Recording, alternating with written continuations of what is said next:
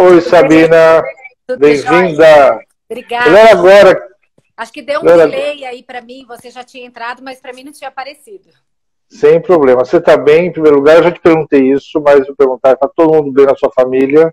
Tá Está todo todo mundo. mundo bem nos seus entes queridos? Tá, filhos aprendendo online, a gente recalculando a rota aí, o esquema familiar, de trabalho, de tudo. Quantos filhos? Eu tenho dois. Uma menina que vai fazer 18 semana que vem, então a gente vai fazer uma balada Zoom com os amigos. E Adorei Balada Zoom. balada Zoom. E um menino de 16. Ah, e agora, enquanto você não chegou, falei que no tema da nossa live seria os novos jeitos de morar, e alguém, eu adoro gente que levanta polêmica, eu gosto disso. Alguém falou assim, que não vai mudar nada. E eu falei assim, olha, eu não sei, porque eu fico pensando hoje em dia na minha casa. Eu já tinha, por uma questão profissional, a parte do meu trabalho é home office. E eu viajava muito no trabalho, hoje estou viajando bem menos, óbvio. Mas eu estou tendo uma outra relação com a minha casa nesse período. E seguramente depois vou ter outra relação. Uhum. Porque a questão hoje em dia da segurança na sua casa, que é a segurança que a gente tem só em casa, né, ela virou um item de conforto, né? A segurança hoje em dia é conforto. Antigamente a gente pensava no conforto no melhor tecido, na coisa mais fofinha, no isolamento acústico às vezes, mas hoje em dia a segurança é o conforto. Você consegue prever algumas mudanças, tipo, no nosso modo de viver pós-pandemia? Bastante. No nosso aspecto, né? Várias mudanças, Vaíra. Eu acho que assim, a casa é um dos locais que mais foi modificado com a pandemia. Porque estamos todos confinados dentro dos apartamentos, dentro das casas. Então, eu acho que a primeira coisa importante para pontuar é que teve uma ressignificação do espaço e do que é o morar, né? Uhum. A primeira coisa é que a gente, nesse espaço agora da casa, está tendo uma intersecção entre a nossa vida privada e a nossa vida pública, né?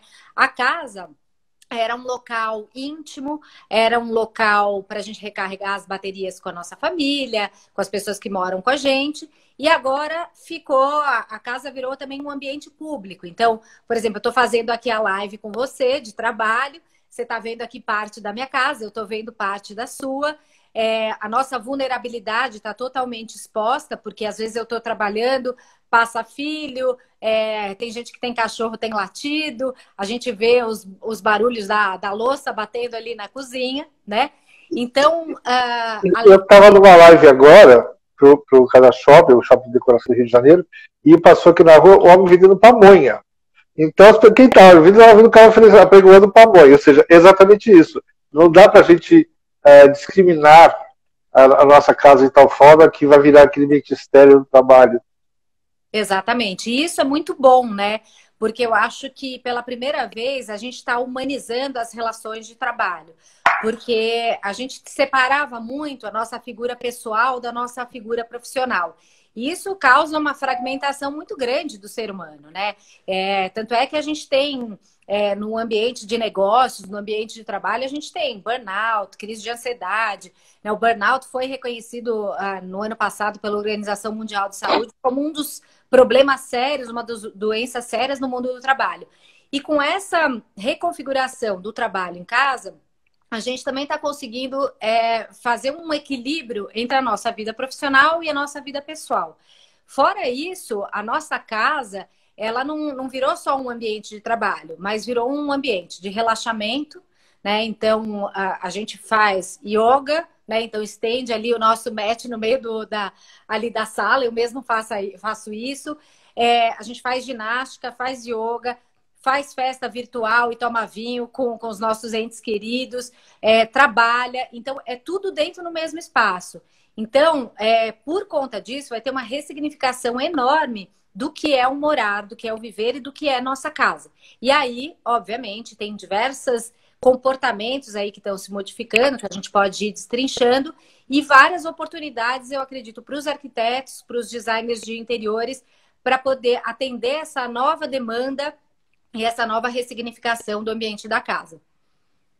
Mas a gente conversou um pouquinho a respeito hoje, e aí eu queria explanar. eu estava falando isso aqui agora.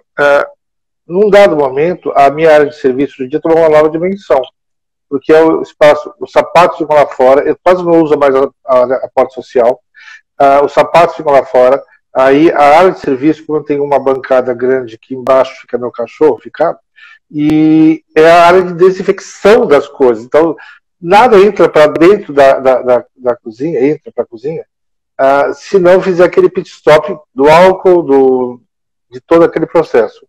A gente vai não só ressignificar alguns espaços, como talvez, será que a gente vai mudar fisicamente o desenho, a concepção dos espaços da casa? A gente vai ter aquela espécie que os norte-americanos chamam de mudroom, aquela pedacinho de casa perto do living, onde se coloca bolsa, casaco, as pessoas vão entrar com menos sapato em casa. Será que a gente vai ter essas mudanças que vão ser oriundas do novo comportamento?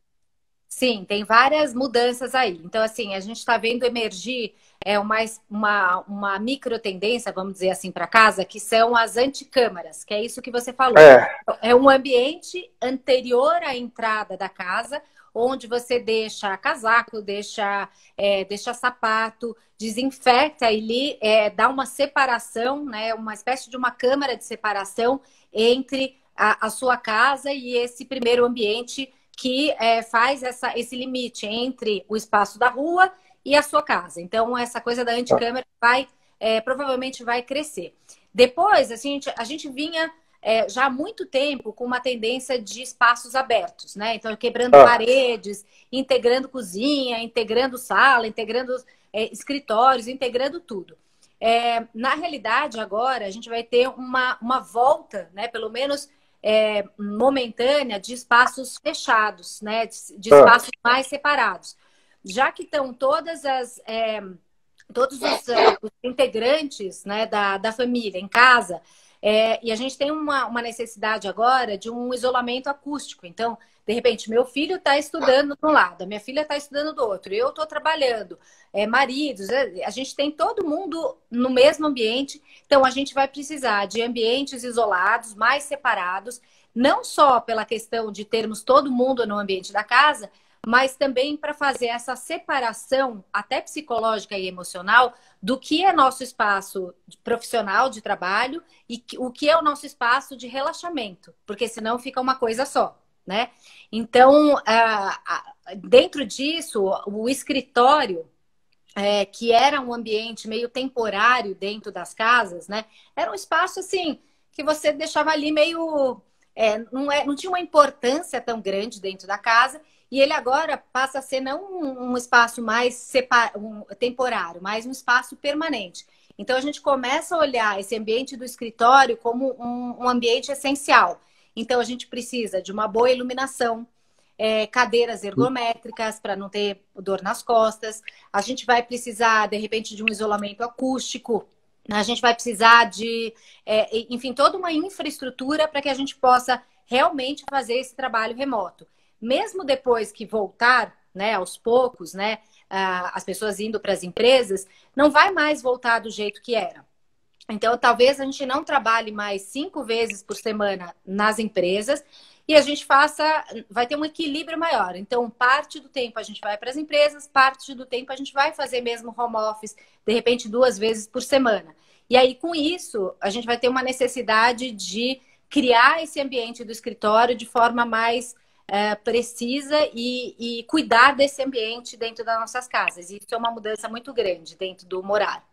Você sabe que hoje eu estava vendo uma live do presidente da Natura, CEO da Natura, no perfil do Estadão do YouTube. Uhum. E ele está em home office em Nova York. E ele assume isso, ele fala assim, olha, o home office é uma realidade. A gente sabia, correção, a gente não sabia. Eu, como trabalhava, tinha um período de home office em casa, a parte do meu tempo, durante um mês era home office, então eu já tinha uma mecânica de home office e as empresas com que eu trabalho já sabiam isso também.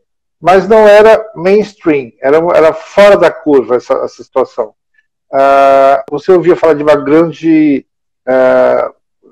tycoon norte-americana que decidiu morar no interior do Texas e também era fazer home office. A gente sabia que hoje em dia a tecnologia, os canais de comunicação, as redes sociais, nos permitem trabalhar em home office. Mas hoje eu vi, pela primeira vez, um CEO de uma grande empresa, aliás, uma empresa tida como uma das melhores para se trabalhar aqui no Brasil, se não a melhor, e ele falando, olha, o home office é uma realidade, a gente vai começar a definir isso junto ao nosso quadro de funcionários. Ele falou isso implicitamente. E talvez a gente comece a ver agora nas próximas plantas de apartamentos, em vez de ter, sei lá, uma varanda gourmet, vai ter o home office. Porque é óbvio que a gente não vai, essa pandemia vai voltar ao que era considerado normal antes, algum momento, a gente não sabe quando, mas também a gente sabe que o home office hoje em dia é um... Eu estou trabalhando muito bem aqui em home office e muita gente descobriu que algumas reuniões, algumas situações, às vezes, são mais produtivas se você estiver na sua casa.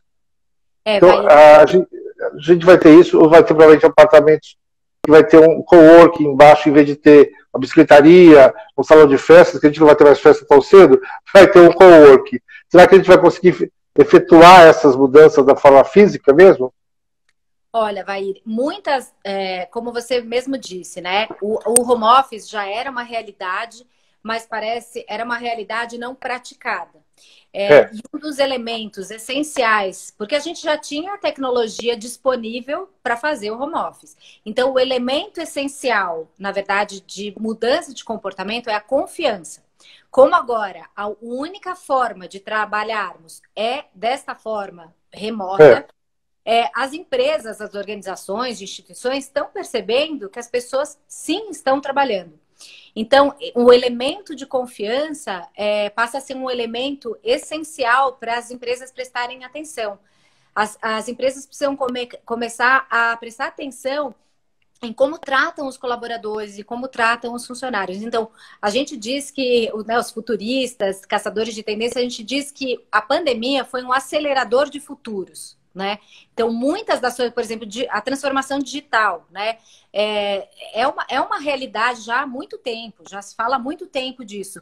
Mas por que que agora as empresas estão pensando na transformação digital? Porque se não pensar na transformação digital, agora vão ser atropelados ou já foram atropelados, né?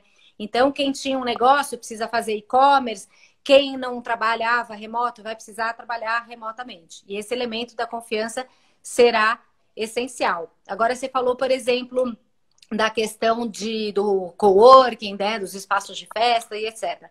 Tem uma micro tendência que a gente vinha vindo nesse mundo do morar com uma tendência bastante forte de apartamentos mínimos, com dimensões mínimas, né? Por quê? Porque o sujeito, de repente, era uma pessoa que estava mudando de cidade, que viajava muito a trabalho, ou era solteiro. A gente vai diminuir as viagens de trabalho, né? Muitas viagens de trabalho vão ser feitas através de reuniões via videocalls, né? Então, isso vai ser substituído também, as viagens que não vão ser necessárias, e as pessoas vão estar mais em casa. Com isso, os apartamentos mínimos, eles mudam, na verdade, de ter uma importância menor para as pessoas. Então, a gente vai começar a ter uma vontade muito grande de ter uma casa. Muita gente está fazendo a quarentena nas suas segundas casas, em sítios, né, ou na praia. Quem tem essa possibilidade foi para casa, foi para perto da natureza.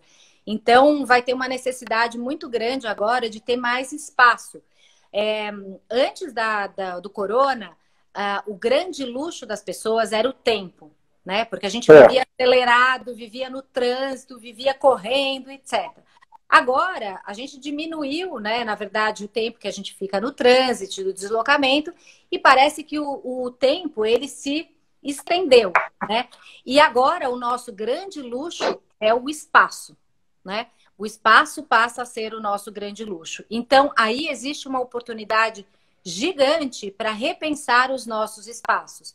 Porque o espaço da casa, ele passa a ser um espaço não só de trabalho, mas um espaço para a gente poder se reabastecer do nosso esgotamento físico e emocional, né? As pessoas estão com necessidades emocionais agora enormes. A gente tem, eu vi vários índices de aumento de ansiedade, pânico, Violência doméstica, tudo. violência doméstica. Então, assim, tem uma questão aí, uma dor muito grande, que é a dor emocional, né? Tem muita gente que está fazendo a quarentena sozinha, né? Então começa a sentir solidão, começa a sentir os efeitos do confinamento, né? No início, a gente achou que era, de repente a gente vai ficar 30 dias, a gente já está, pelo menos em São Paulo, há 60 dias, né? Eu já De estou completando quarentena. 60. Exatamente, eu também. Então a gente começa a sentir os efeitos psicológicos. Com isso, a casa, ela ganha uma importância também de reabastecimento emocional. Então, a gente tem uma tendência chegando que a gente diz que é wellness come home. Então, o bem-estar vem para casa. Então, a gente tem inúmeros aplicativos, né, que trazem essa noção de bem-estar físico e emocional.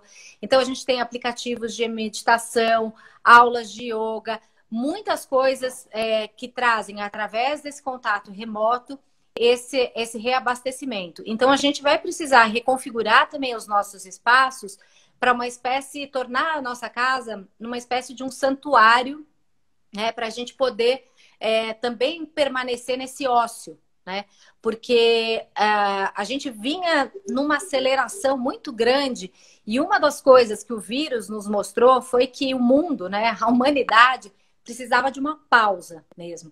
Então, todo mundo agora pausou e tá aí, o vírus, ele tá colocando as pessoas de frente com as suas próprias restrições, com as suas próprias necessidades, com as suas angústias, com as suas inquietações. E com isso, a casa, ela passa a ter um papel muito importante, né? Então, essa questão do ócio, né, criativo, será muito importante. O ócio criativo será feito agora em casa, né? Não mais, de repente, numa viagem longa, mesmo porque a questão das viagens vai diminuir. Mesmo quando abrir, a gente vai levar um tempo até viajar, fazer viagens internacionais, etc, né? Então, essa questão de ter um cuidado com o relaxamento dentro da casa será muito importante. Eu acho que o Domênico De Masi vai ter que reescrever o livro sobre uma nova perspectiva. Alguém aqui perguntou pra gente, e os materiais, você acha que mudarão devido à limpeza? Eu vi uma live outro dia interessantíssima do CEO da Deca. Uhum. E aí foi quando eu comecei a pensar na segurança como conforto. Né? E ele falou assim que eles vão ter que agora criar, ninguém vai querer chegar num banheiro e tocar na válvula do vaso sanitário. Né? Que aí eles estão desenvolvendo uma série de aparelhos e acessórios touchless, que é para você só passar a mão, esse tipo de coisa. Seguramente a gente vai ter uma mudança muito benéfica em termos disso.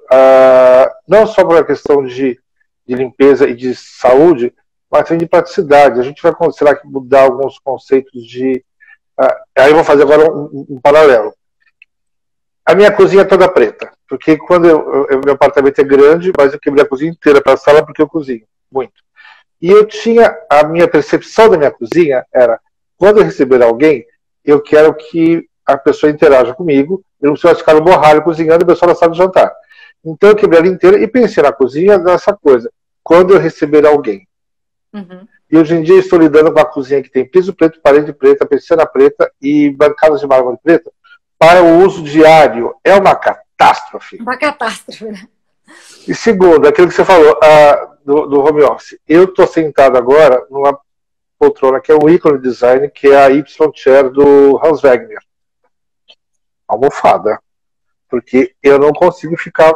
Vou ter que repensar esse meu home office, porque ela é linda, ela é fantástica, Adorei, mas a questão funcional agora é extremamente... A questão funcional hoje em dia vai ser muito presente nas nossas vidas, né? O design não vai abrir mão a gente não vai abrir mão do design, mas ele vai entrar talvez numa nova vertente que vai nos oferecer não só o design, mas assim, a funcionalidade, a praticidade, o conforto. Uhum. A gente vai ter essa mudança de paradigmas muito fortes também na indústria, né? Sim, como você falou, assim, a gente tem várias acelerações, assim, na questão Eu gostei desse termo, acelerações, Então, a gente tem a tecnologia a serviço agora da casa, né? O Home Tech. Então, como você falou, a gente vai começar a trazer a tecnologia touchless para dentro da casa, não só nas torneiras, mas, por exemplo, também nos prédios. Então, para a gente não precisar apertar lá o botão do elevador, as maçanetas, tudo que for a questão do contato, se a gente puder minimizar o contato, essa questão do touchless, não só na casa, mas também para outros negócios, né? Então, por exemplo, para pagar cartão de crédito também, a gente já tem tecnologia disponível por reconhecimento facial, QR Code, a gente tem várias tecnologias que podem fazer esse menos contato. Então, a gente começa mesmo a entrar numa economia mais touchless. Depois tem uma outra questão que com essa iminência, né, de uma nova pandemia, de um desastre natural, as pessoas agora estão aware, como fala, tão cientes de que pode acontecer alguma coisa, mesmo porque a gente sabe que o coronavírus não é o único vírus existente, né? Tem vários outros vírus aí, então a gente tem iminências de outras coisas para acontecer. Então, as pessoas vão começar a prestar atenção, por exemplo, em como abastecem a sua casa. Então, por exemplo, a despensa ganha uma importância que já não tinha mais, né? A gente começa a prestar atenção, por exemplo, em filtros, em aquecimento do ar, em limpeza e qualidade do ar. Então, toda essa questão começa a ficar muito importante. E a gente começa a trazer também a questão da autossuficiência. Com essa iminência da pandemia, as pessoas não querem mais se preocupar ou ter essa dependência tanto com os recursos externos. Então, tudo que a gente puder fazer para poder ter uma independência será necessário. Então, tem uma pessoa falando bem-vinda à tecnologia 5G, realidade... Alguém já falou aqui 5G, que a 5G vai acelerar isso para a gente. Exatamente, toda a internet via satélite, tudo isso tende a se acelerar. E, obviamente, tudo aquilo que puder trazer uma independência. Então, por exemplo, aquaponias, jardins verticais, hortas... biofilia no toco. Biofilia, né? Então, se a gente puder, por exemplo, ter uma horta no terraço, na casa, e a gente poder se abastecer de alimentos, isso vai ser um ponto importante. E, além disso, obviamente, porque a gente vai ter menos contato com o mundo exterior, então trazer essa natureza, que já era importante, agora ficou necessária. Então, a gente vai começar a trazer mais verde, mais natureza, mais jardins verticais para dentro de casa. Isso vai ser bem importante, né? Então, esse conceito de autossuficiência está relacionado também, por exemplo, tem outra tecnologia importante, que é a impressora 3D. É ainda uma tecnologia cara, mas, por exemplo, você imagina se a gente pudesse ter uma impressora 3D para imprimir máscaras, né? Em 2 minutos a gente tem máscaras novas, né? A gente não dependeria tanto dos recursos externos, né? Então, tende a acelerar a tecnologia, ela estar a serviço aí da casa, do morar e de outros negócios também. A gente não desenvolveu nesse ponto um paradoxo interessante, né? Aliás, intelectualmente muito interessante. A civilização ela era autossuficiente. O homem caçava, cozinhava, tirava a pele, construía a sua casa, fazia a sua horta, e com o decorrer desse percurso, essa suficiência foi disseminada em setores produtivos. Hoje em dia a gente depende da farmácia, do supermercado, do delivery, do rap, do whatever. Sim. E a gente vai agora, com isso, buscar uma nova autossuficiência, porque eu vou falar por que disso. Eu não sei aonde foi que eu li, que o número de acessos ao site da Rita Lobo está subindo exponencialmente nesse período. Porque as pessoas que não cozinhavam estão cozinhando. E eu vejo vários amigos meus, até conhecidos, postando assim, tipo, proud. Eu fiz um bolo, eu fiz um pão, eu fiz um estrogonofe. É um paradoxo interessante se a gente estar indo para o futuro e revendo valores muito essenciais que eram normais do passado, né? E aí eu acho que você tocou num ponto super importante, né? Que eu acho que tem tudo a ver com essa crise, que é a diferença entre progresso e desenvolvimento, né? Então, a pergunta que eu faço é: será mesmo que a gente estava progredindo como humanidade, como planeta, né? Então, eu vejo que, assim, por mais que a gente estava produzindo mais bens de consumo, com mais empresas, com mais bens materiais, a gente estava vivendo uma grande fragmentação, eu digo, do ser humano, dele com ele mesmo, com o outro e com a natureza e com o mundo, né? Não é à toa que a gente tem também uma iminência de uma crise, a gente já está numa crise ambiental, esse é um dos desafios, né? Quando a gente fala do futuro, esse é um ponto extremamente importante, a sustentabilidade, a questão ambiental, porque a gente entendeu que a gente não era parte da natureza. Então, justamente, nas sociedades antigas, a gente tinha uma relação sistêmica com a natureza, a gente se entendia como parte da natureza. Agora, a gente está privado de todos os bens materiais, vamos dizer assim, e a gente começa a resgatar aquilo o que é essencial para nós, né? Então, a gente começa a olhar e falar assim: nossa, será que eu necessito de 40 pares de sapato? Será que eu necessito de todas as roupas que eu tenho, que eu não estou utilizando?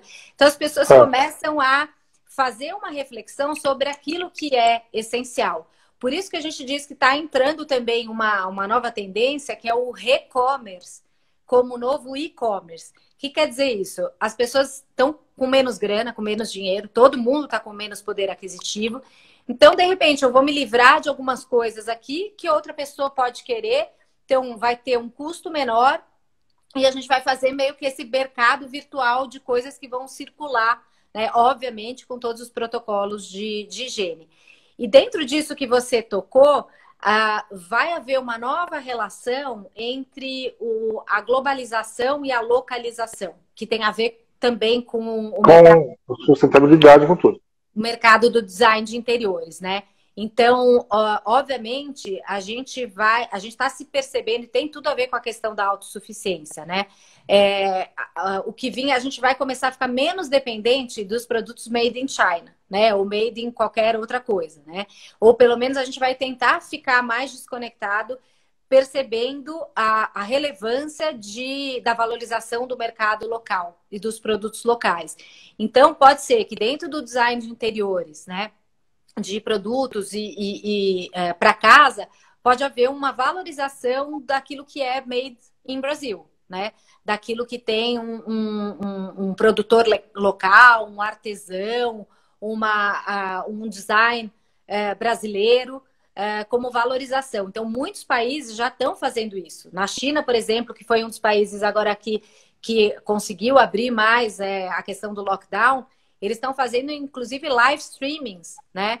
De shopping. Inclusive, o presidente participou de uma live streaming para poder fazer a promoção de produtos e serviços locais. Então, a gente vai ter um retorno também dessa valorização do local. Mas não podemos esquecer, né? Isso é um ponto de atenção, que nós somos uma comunidade de destino. A gente não pode se perceber isolado do resto do mundo. Isso aí é muito importante. A comunidade mais do que co-imunidade, né? Agora, exato. Eu vi aqui esse termo, eu adorei. Tem uma questão, de novo, nessas tendências. Eu viajei agora recentemente, pela primeira vez eu fui sozinho usuário de um Airbnb. Hoje, eu não sei, se eu fosse viajar amanhã, se eu não iria para um hotel, porque o hotel me garante algumas questões de segurança, higiene, parará, que o Airbnb, por mais bem adequado que seja, não me garante. Isso vai criar também, será uma reviravolta, porque o Airbnb foi uma tendência tão forte, um elemento tão forte que disseminou uma possibilidade de você ir para outros lugares, porque esse co-living, esse compartilhamento, a gente está vivendo uma cultura do compartilhamento físico, não emocional.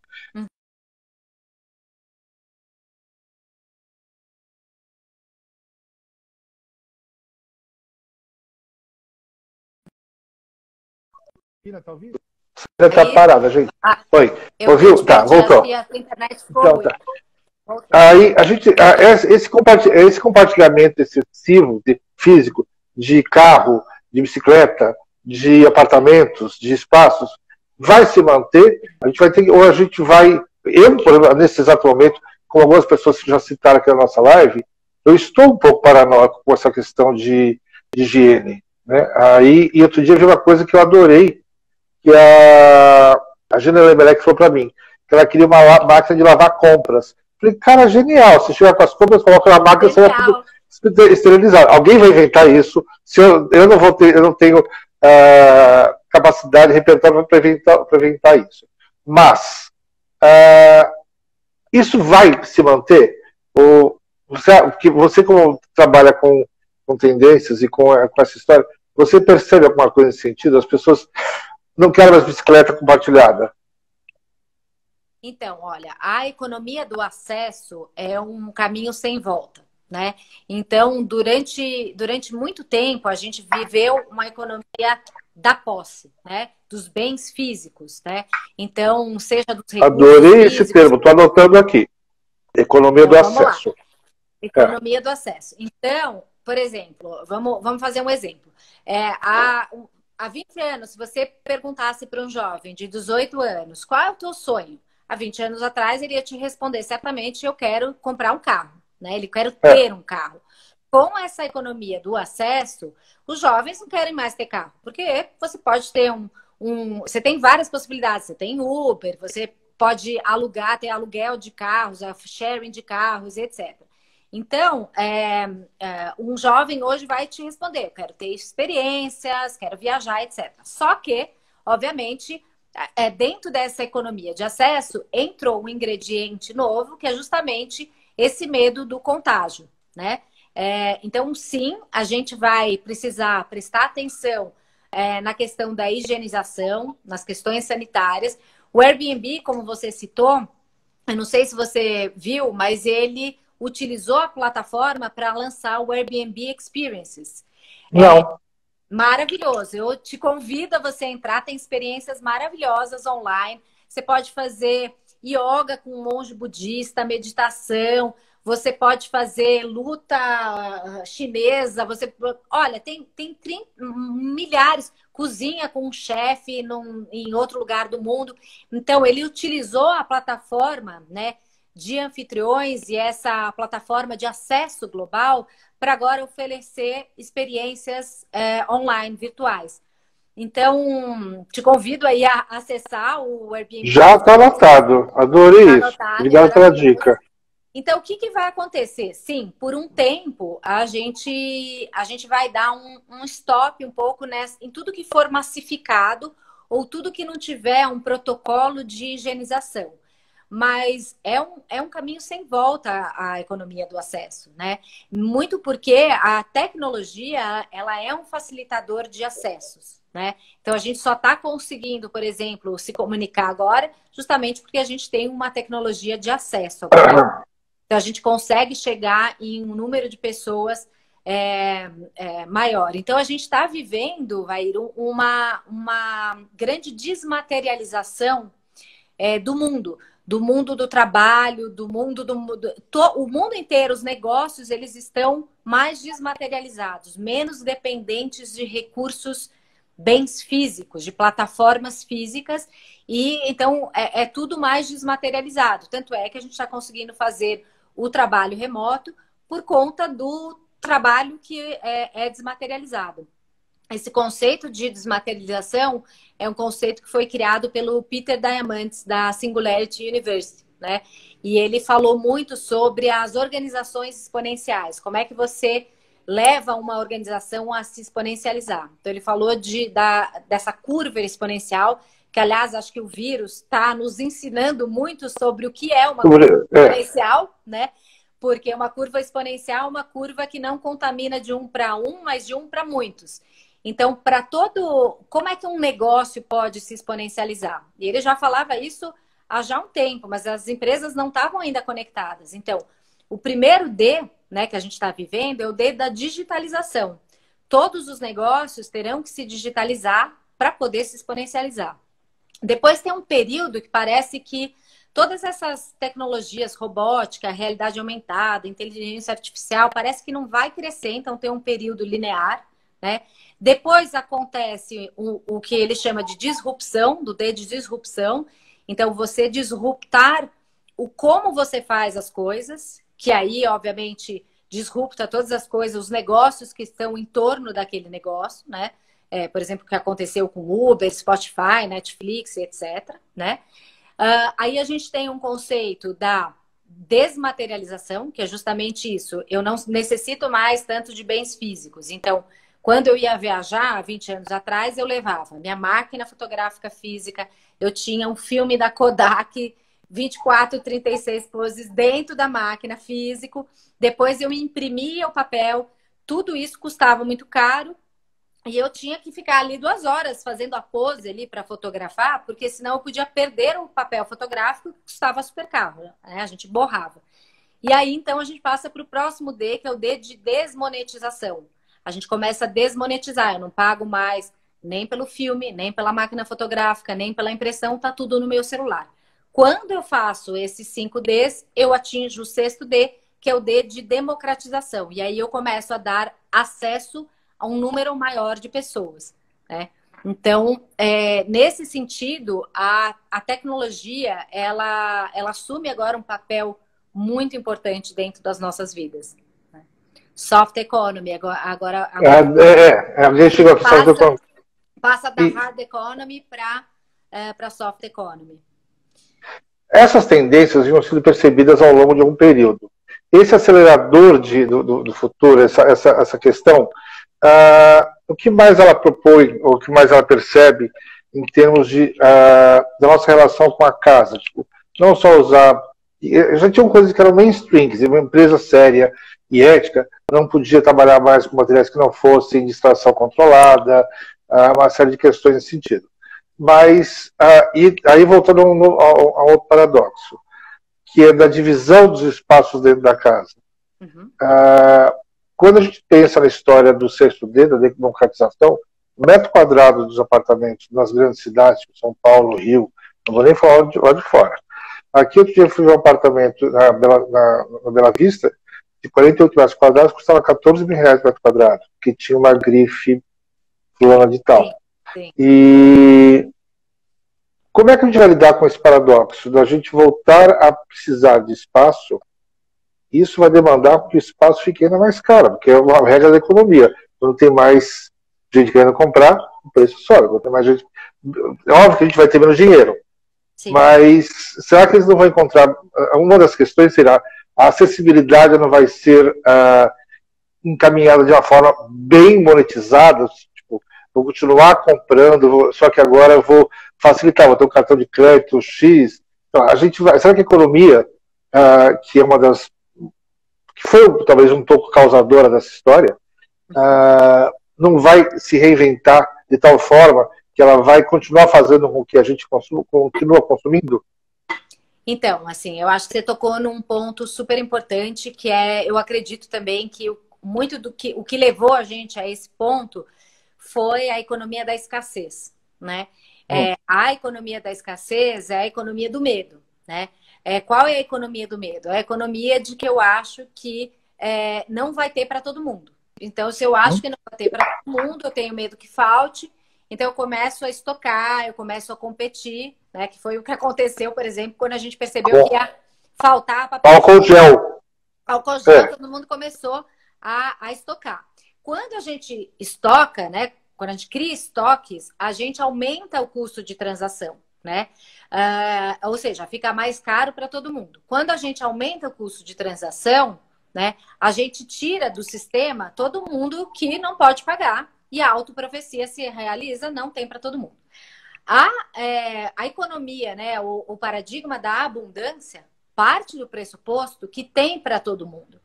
E se tem para todo mundo, ao invés de competir e criar estoques, eu vou colaborar, co-criar. Então, justamente, eu entro numa economia mais colaborativa, eu diminuo o custo de transação, com isso outras pessoas entram no sistema, aquelas que não poderiam participar, e com isso a roda gira de outra forma, e aí a profecia se realiza, tem para todo mundo. Então, a gente, na verdade, a gente está nessa crise também por conta da economia da escassez. Então, obviamente, a gente vai precisar acessar um novo jeito, um novo mindset, um novo jeito de pensar, né? E poder equacionar, né, essa conta, né? Do espaço, quanto vale o espaço, porque você me falou, ó, tem espaços que são mínimos que custam muito, né? Como é que a gente vai fazer agora isso? Mas a gente vai ter uma contratendência que é ir um pouco contra a urbanização. Então, a gente vinha vindo num processo de urbanização extremamente acelerado, né? As pessoas vindo cada vez mais para os centros, para a metrópole, etc.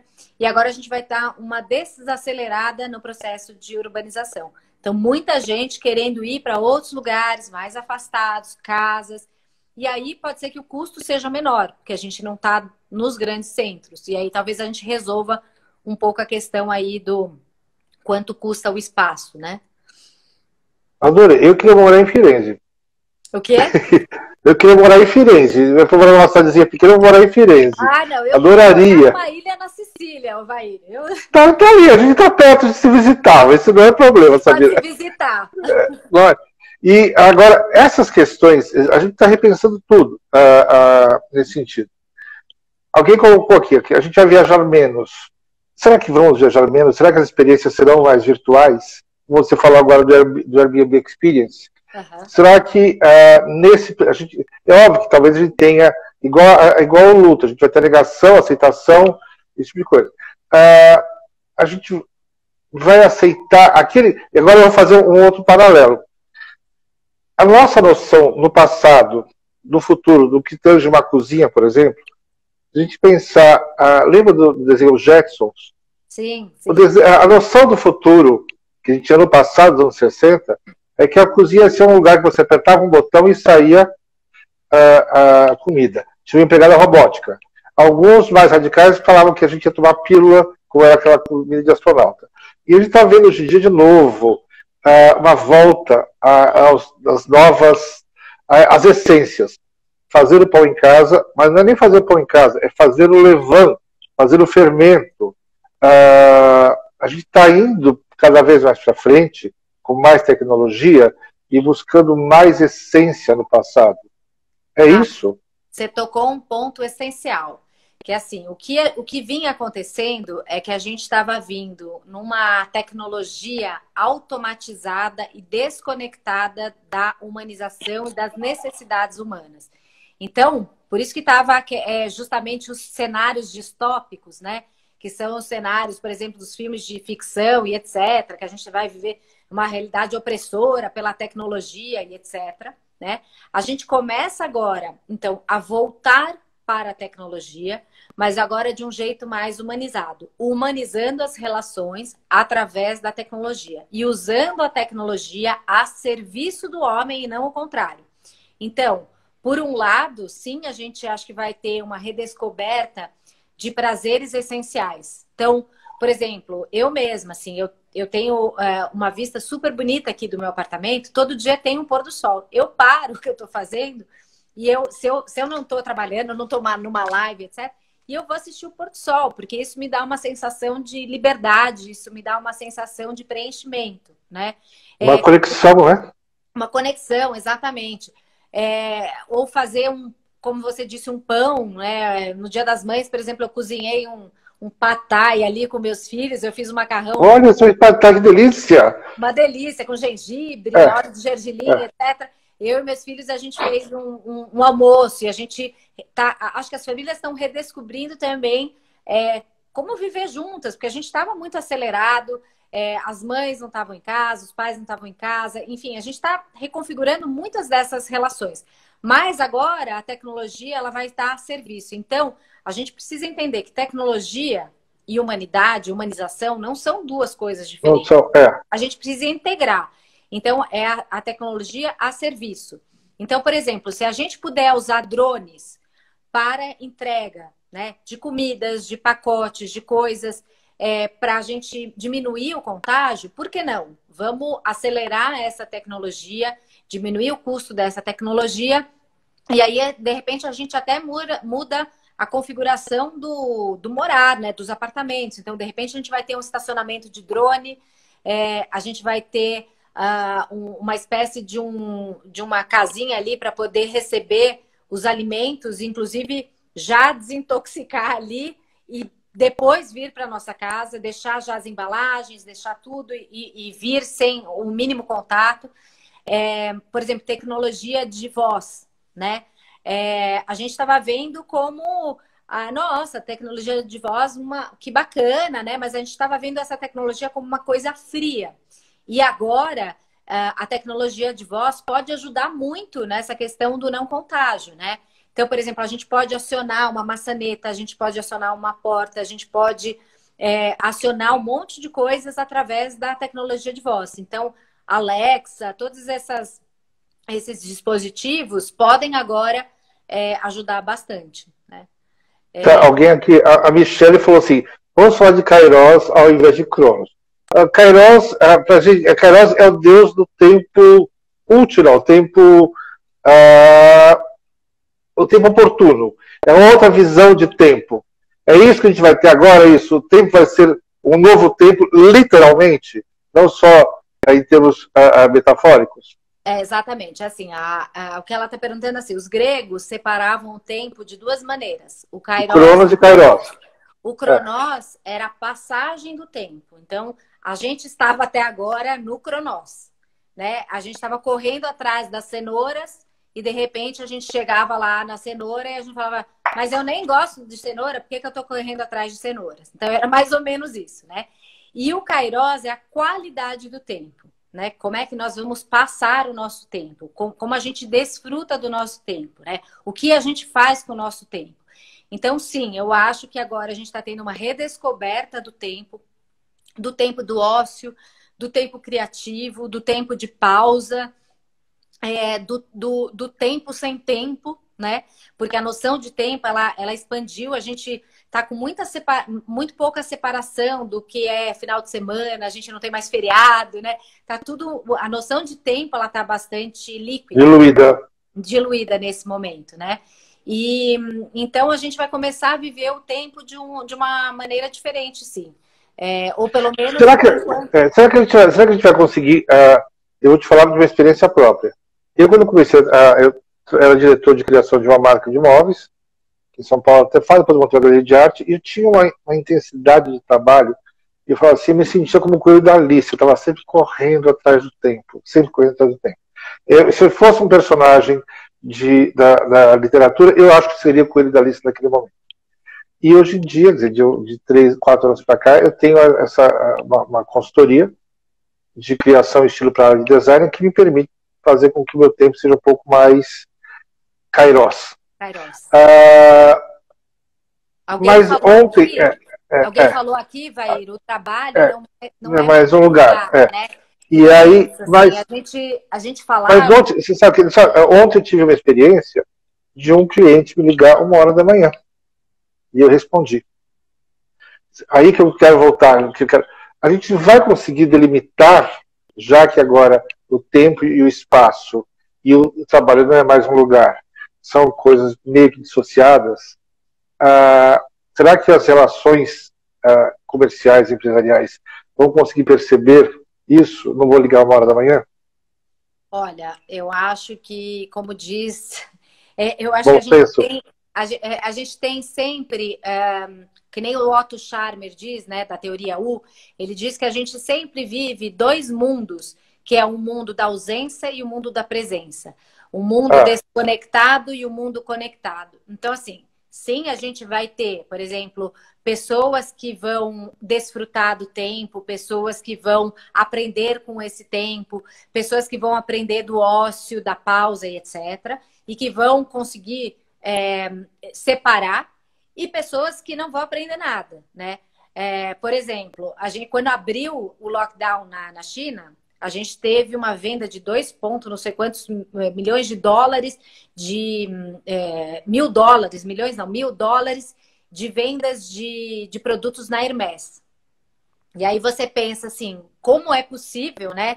Depois da gente estar vivendo todo esse aprendizado, né, do consumo só do essencial, do lockdown, etc., é isso, a gente vai sempre ter esses dois níveis de consciência, né? O nível da presença e o nível da... Então, assim, a gente não pode esperar que todo mundo entenda isso. Parte vai entender e parte não vai entender.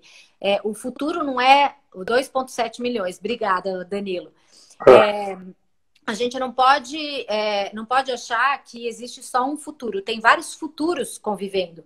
Tem um futuro que já está mais avançado em termos de consciência e tem um futuro que ainda está arraigado ali nos padrões, paradigmas, no comando e controle, no paradigma da escassez e etc. Né? Ou até do trabalho, por exemplo, que alguém falou aqui. O trabalho não é mais um lugar. Nem todo mundo percebe que o trabalho não é mais um lugar. Agora, muita gente está sendo forçado a perceber que o trabalho não é mais um lugar. Né? Não é nem mais home office, Vair, é o me office. Eu sou o meu próprio office, eu sou o meu próprio trabalho. O meu recurso sou eu mesmo, né? Então, eu posso estar trabalhando de qualquer lugar, né? Eu, por exemplo, já vivo esse mundo desmaterializado há muito tempo. Então, eu tenho uma empresa, a minha empresa vive nesse mundo novo já há muito tempo. Então, assim, eu trabalho de forma desmaterializada, eu trabalho em casa, eu trabalho como falou, em cafés. Eu viajava muito, né? Então, eu já estava nesse mundo. Quando eu vou fazer um projeto, por exemplo, que demanda mais gente, eu não preciso de funcionário, eu tenho parceiros. Então, eu faço as parcerias e vou criando as parcerias estratégicas para poder resolver aquele projeto da melhor maneira, com os profissionais mais legais para poder resolver aquele projeto, né? Os meus recursos, eles são mais internos do que externos, né? Eu já estou mais na soft economy do que na hard economy. Mas muita gente ainda não entrou e agora está sendo atropelado, né? Isso possibilitou a gente de criar um nível de excelência nas relações profissionais, ou no próprio trabalho da gente, maior. Quando a gente estava circunscrito no círculo que estava no nosso ambiente de trabalho, a gente tinha fulano, Beltrano que fazia tal coisa e tal coisa. A gente não tem mais isso, a gente vai procurar alguém em qualquer parte do mundo que possa fazer isso, a gente pode buscar as melhores opções, as mais adequadas, as mais criativas. Talvez esse momento, eu não quero ressignificar nunca essa pandemia. Eu odeio pensar que isso teve um propósito. Mas a gente vai sair melhor depois dela se a gente conseguir superar esse desafio dentro do possível, tomando todas as questões éticas como base. A gente vai sair melhor dessa história? Olha, Vair, como futurista, como uma pessoa que lida com o futuro, eu acho que a gente tem uma característica que é sermos muito otimistas, né? Então, eu sou poliana geral. Eu sou uma otimista por natureza, né? Então, assim, o que é importante dizer é que não existe um futuro, existem futuros, né? Então, o futuro, ele vai ser decorrência das nossas escolhas agora no presente, né? O que está acontecendo, a gente pode ir para um caminho que é um caminho de isolacionismo, de totalitarismo, de xenofobia, de comando e controle. Corre esse risco. Né? A gente corre esse risco e existe essa estrada. Mas existe um outro caminho, também agora aberto e acessível, que é um caminho de colaboração, que é um caminho de solidariedade, que é um caminho de nos percebermos como uma comunidade mesmo, não só interconectados economicamente, mas interconectados emocionalmente, culturalmente, né? A gente pode perceber que existe uma liderança que é uma liderança que não precisa ser calcada no comando e controle, mas na confiança.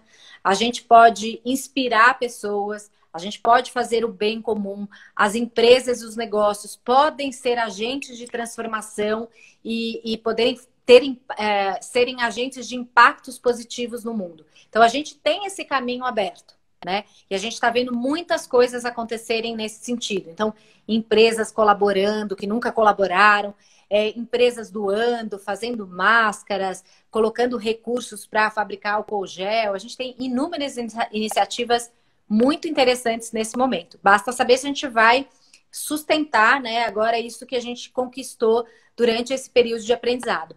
Mas, assim, o que existe, como eu te falei, pode ser que a gente tenha dois mundos convivendo, mas é uma grande oportunidade da gente dar um reset, de um reset mesmo.